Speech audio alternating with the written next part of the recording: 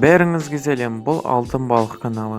Алдыңғы видеоға 100 лайк жинағандарыңыз үшін сіздерге көп рахмет. Егер де каналға жазылатын болсаңыздар, қасындағы қоңыраушаны басуды міндетті түрде ұмытпаңыздар. Бүгінгі видео өте қызықты болады. Сондықтан соңына дейін көріңіздер. Бүгін қолы алтын адамдар жайлы, яғни өз ісінің шеберлері жайлы көрсететін боламыз. Үй салу қиын және өте күрделі және көптеген техникалық заттарды қажет етеді. Алайда бұл жігітке ондай көптеген техникалық заттар қажет емес. Оған тек қана тегіс ағаш болса болғаны. Өзінің шеберлігімен кедір-бұдыр орналасқан цементтерді әдемі көз татарлық керемет дүниеге айналдырады. Әрине бұл жігіт заттарды керемет қылып бірден жасап кеткен жоқ. Оған көптеген еңбек және өзінің табандылығы керек болды.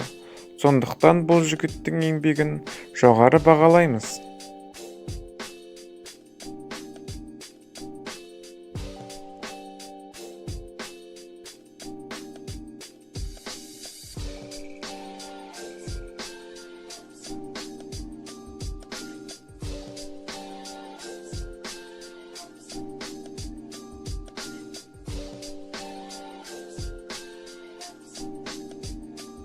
Сіздер ғимараттарда орналасқан ою-өрнектердің қалай жасалатынын ойланып көрдіңіздер ме?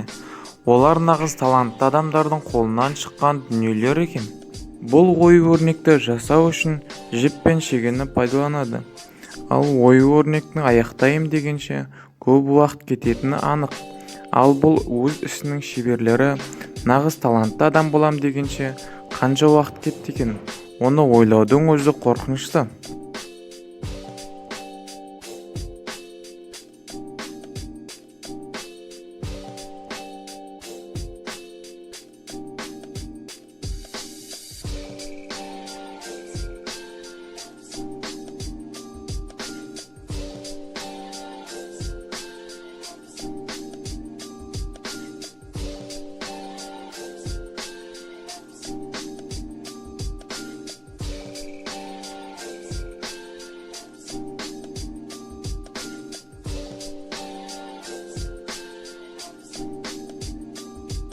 Заводтарда жасалынған дүниелер бірде үлкендікте жасалынады. Оған таңғалатын ештеңе жоқ. Өйткені станоктарға сондай программа орнатылған. Ал адамдарда ше? Адамдарға программа орнатуға келмейді ғой. Оның құпиясы мынандай: егер де адам бір жұмысты таңдап, сол жұмыспен бірнеше жыл жұмыс жасаса, ерінбесе, ондай сол істің хас шебері болады.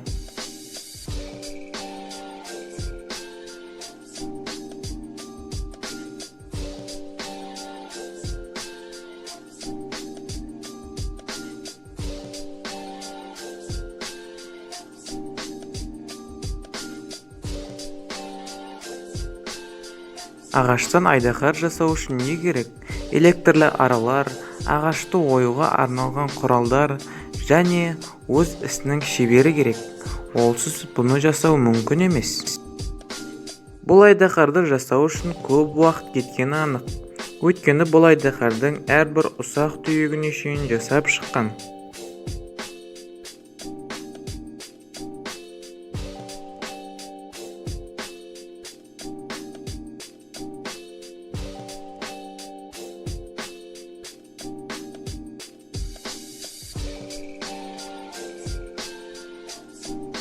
Әйнектерде неше түрлі керемет әдемі заттар жасалынады. Сіздер бұндай заттарды дүкендерден көрген шығарсыздар. Әрине бұндай заттарды қолдан жасайды екен. Неше түрлі қысқыштар, темірлер және жанып тұрған оттың арқасында жасалынады. Бұл адам күнде осындай әдемі заттар жасайды екен. Бұл заттардың қалай жасалып жатқанын қарасаңыз, көзіңізді алғыңыз келмейді.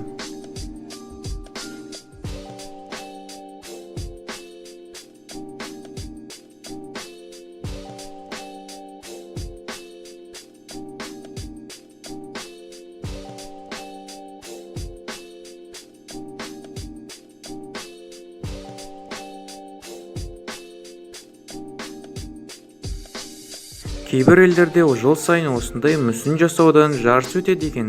Егер де осындай жарыс өзіңіздің қалаңызда өтіп жатқанын естісеңіз, онда міндетті түрде барыңыз. Өйткені мүсін жасаушылар өте әдемі қылып жасайды екен. Тіпті қарай бергіңіз келеді, қарай бергіңіз келеді, қарай бергіңіз келеді.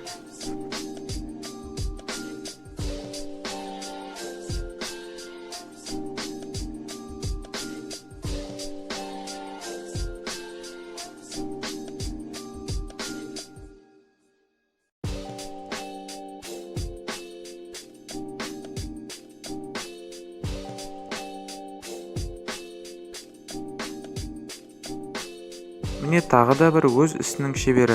Бұл адам өзінің жұмысын аяқтағаннан кейін ойы көптеген адамның назарын өзіне аудартатыны анық. Видеоны соңына дейін көргеніңізге сізге көп рахмет. Сізге көп рахмет. Бұндай керемет көріністермен достарыңызбен қалай бөліспейсіздер? Қанекей бөлісіңіздер.